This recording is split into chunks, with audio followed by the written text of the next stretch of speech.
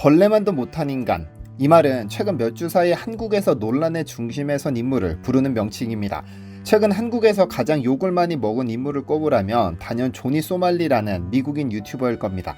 일본을 거쳐 올 9월 한국에 입국한 그는 최근 2주간 한국에서 가장 많은 욕을 먹은 인물인데, 왜냐면 버스에서 북한 음악을 틀거나 지하철에서 음란물을 재생하고 고성방가를 지르는 등 민폐를 끼쳤을 뿐 아니라 평화의 소녀상에 입을 맞추고 그 앞에서 외설적인 춤을 추는 모습을 생중계하는 등 한국인들을 무시하는 행동을 저질러 공분을 샀죠.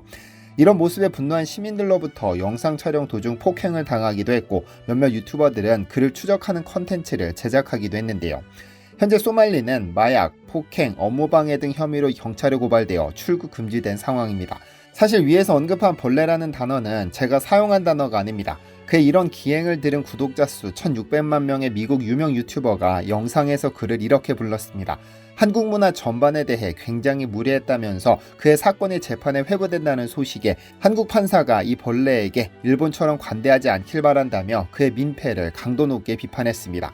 그런데 저도 여러 기사와 영상을 통해 그의 엽기적인 행각을 읽고 들었지만, 제가 생각하는 최악의 민폐는 단연 편의점 사건입니다. 마포구의 한 편의점에서 컵라면에 담긴 물을 테이블에 쏟는 등 난동을 부렸는데, 이 혐의로 마포경찰서에 입건된 상황인데요. 이 영상에는 사실 많은 인물이 등장합니다. 한 유럽인 남성은 길을 가다 그의 이러한 행동에 눈살을 찌푸리며 그를 제지하다 소말리와 말다툼을 벌이기도 했는데, 한국을 방문하는 많은 외국인들은 소말리와는 정반대로 한국 문화를 존중하고 즐깁니다. 그래서 이번 사태가 특히 눈에 띄었던 겁니다. 참 아이러니한 일이기는 한데, 그가 편의점에서 한국 라면을 샀던 행위는 표면적으로는 한국 문화에 관심을 보인 것일지도 모르지만, 난동을 목적으로 구매한 라면은 이렇게 벌레가 선택했으면 안 됐던 품목입니다. 지금 한국 라면의 위상이 상상을 초월하니까요. 안녕하세요, 디스멘털입니다. 한류의 영향으로 한식의 수출이 매년 신기록을 경신하고 있다는 사실을 잘 알고 계실 텐데, 올해 한국에서는 22년 만에 K푸드 순위가 바뀌었습니다. 왜냐면 라면 수출이 2002년 이후 처음으로 1위에 올라설 것이 확실시되니까요. 농림축산식품부에 따르면 올 10월까지 라면 총 수출액은 총 10억 2,080만 달러로 농식품 부문 1위를 차지했고, 연초가 2위를 기록했는데 그 금액 차이가 1억 달러가 넘습니다.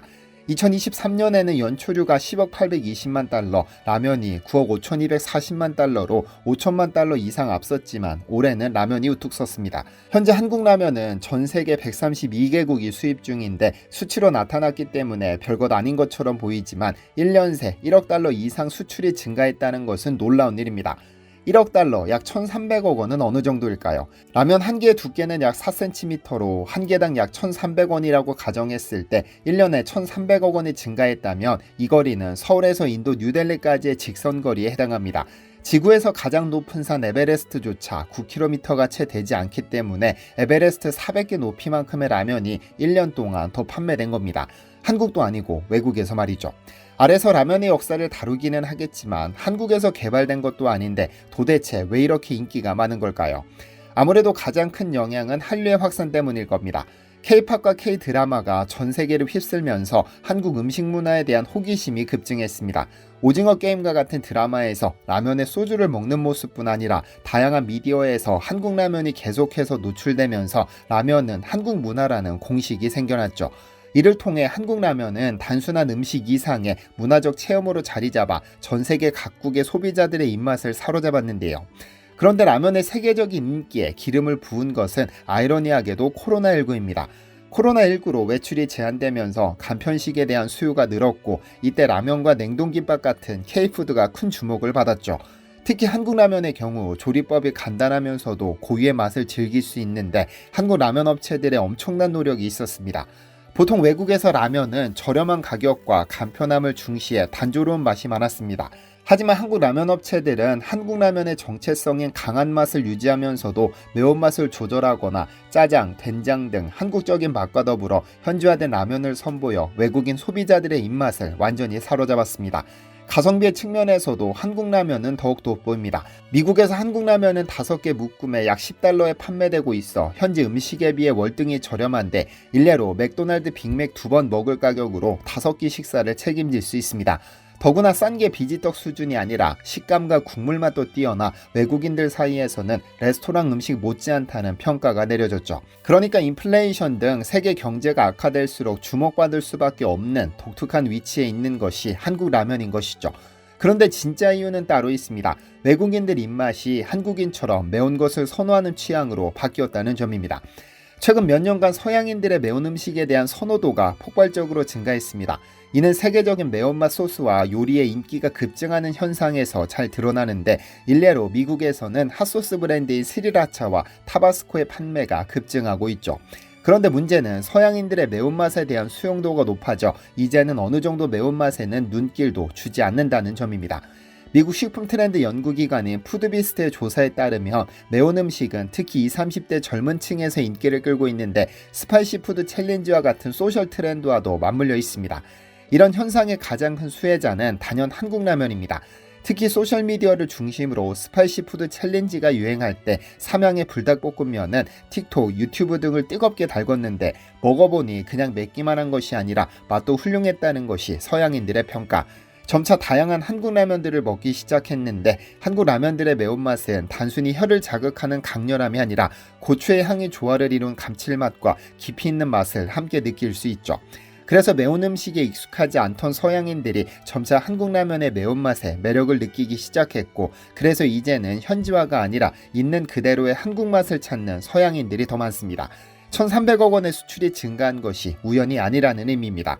그런데 도대체 이 라면이 어떤 식품이길래 서양인들이 이렇게 환호하는 것일까요? 라면의 역사를 살펴봐야겠습니다. 현재는 일반 명사로 사용되는 라면은 원래 중국 화북지방에서 먹던 남면에서 기원합니다. 밀가루 반죽을 여러 가닥으로 늘여서 만드는 국수의 일종으로 남면은 일본으로 전해지면서 라멘이라는 이름으로 자리 잡았습니다. 혹시 라면이 전쟁 중 챙긴 전리품이라는 사실을 아시나요? 중일전쟁 중 일본군이 중국군 군장에서 발견한 것을 계기로 일본에 소개됐으니까요. 우리가 현재 즐기는 즉석라면은 1958년 일본의 발명가 안도 모모우쿠입니다. 세계 최초의 즉석라면을 개발했는데, 그는 일본의 식민지였던 대만에서 태어났으나 제2차 세계대전 이후 일본으로 이주하게 되었습니다. 전후 일본의 극심한 식량난 속에서 일본은 미국으로부터 밀가루를 지원받아 빵으로 배급하는 방안을 시행했습니다. 이 와중에 안도 모모후쿠는 이 밀가루로 국수를 만들어 보기로 결심합니다. 그는 술집에서 파는 덴뿌라에서 영감을 얻었죠. 밀가루 반죽을 튀기면 장기간 보관이 가능하다는 원리를 발견했는데, 안도는 이렇게 밀가루면을 증기로 익힌 후 기름에 튀겨 보관성과 편리성을 갖춘 즉석라면을 개발했습니다. 여기에 뜨거운 물을 부으면 바로 먹을 수 있는 국수가 된 겁니다. 1958년 8월 25일 그가 설립한 니신식품에서 세계 최초의 즉석라면 치킨라면이 출시됐습니다. 컵라면 역시 안도의 발명품 중 하나로 오늘날 전 세계에 퍼진 라면 문화의 기초를 닦았습니다. 즉석라면을 한국에 도입한 인물은 현재 불닭볶음면으로 엄청난 화제가 된 삼양식품의 창업주 전중현 회장입니다. 1960년대 초 남대문 시장을 돌아다니던 중 전 회장은 배고픔을 못 이긴 아이들이 미군이 남긴 음식으로 만든 꿀꿀이죽을 먹는 모습을 보고 저렴하고 배부른 음식을 제공하려는 아이디어를 떠올렸습니다. 그는 일본에서 라면을 먹어본 기억이 있어 우리 정부를 설득해 5만 달러를 빌려 일본 니신식품을 찾아갑니다. 니신에 기술 이전을 요청했으나 보기 좋게 거절. 하지만 끝까지 포기하지 않고 라이벌인 묘조식품으로 발걸음을 돌렸습니다.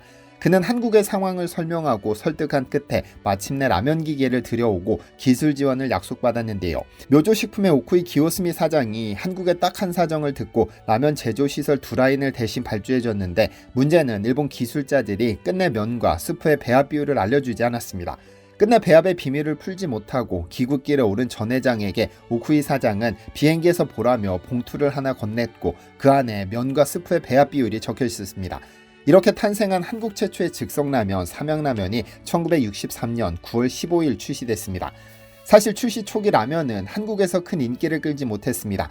라면의 생김새가 꼭 미군의 잔반으로 만든 꿀꿀이죽과 비슷했을 뿐 아니라 한국인은 밥심이라는 쌀밥 중심의 식습관이 라면의 안착을 방해했죠. 한국인은 쌀밥에 국, 반찬을 먹어야 끼니를 해결했다고 여겼으니까요. 더욱이 꼬불꼬불한 면발은 생소하게 여겨졌고 라면이라는 단어의 의미도 혼란을 주었습니다. 그러다 1960년대 정부가 쌀 부족 문제 해결을 위해 혼분식 장려 정책을 펼치면서 라면 판매량에 큰 변화를 가져왔습니다. 정부는 절미운동과 혼분식을 장려하는 다양한 캠페인을 통해 쌀보다 영양이 풍부한 잡곡과 밀가루 음식을 권장했고 라면에 대한 인식도 크게 개선됐습니다. 혜택을 본 것이죠. 정부의 적극적인 장려 정책과 무료 시식회의 영향으로 라면은 맛 좋고 편리한 음식으로 인식되었고 1966년 연간 240만 개에 불과했던 판매량이 1969년에는 1,500만 개로 6배 넘게 급증했습니다. 이후 꾸준히 판매량을 늘리면서 한국인 식생활 깊숙이 들어오게 됐는데요. 한국에서 최초로 즉석라면을 만든 삼양식품은 국내 상량사전을 개선하는 데 큰 역할을 했습니다. 1963년에는 쌀 3,800여 석의 대체 효과를, 1976년에는 145만 9천여 석, 1980년에는 184만 8,205석의 대체 효과를 거뒀습니다. 즉 라면의 성장이 대한민국의 성장과 맞물려 있었다는 것인데 지금 한류의 성장과 라면의 성장이 맞물린 것까지 보면 우리 한국을 대표하는 음식, 즉 한식인 것만큼은 분명해 보입니다. 먹을 게 없을 때 간단하게 때우는 음식 라면은 꽤 오랫동안 이런 이미지로 불렸습니다. 하지만 우리는 알고 있습니다. 돈이 많든 적든 남자든 여자든 노인이든 어린아이든 누구나 라면은 즐기고 있다고 말이죠. 대한민국 근대 역사와 함께 성장한 라면, 앞으로 더욱 세계로 뻗어나가 원조국마저 있게 만드는 위상을 만들어내길 바랍니다. 시청해주셔서 감사합니다. 디시멘터리에서는 여러분의 제보를 기다립니다. 제 채널에서 다뤘으면 좋겠는 뉴스 또는 널리 알려졌으면 하는 영상은 디시멘터리 네이버.com으로 보내주시면 소중히 제작하겠습니다. 시청해주셔서 감사합니다.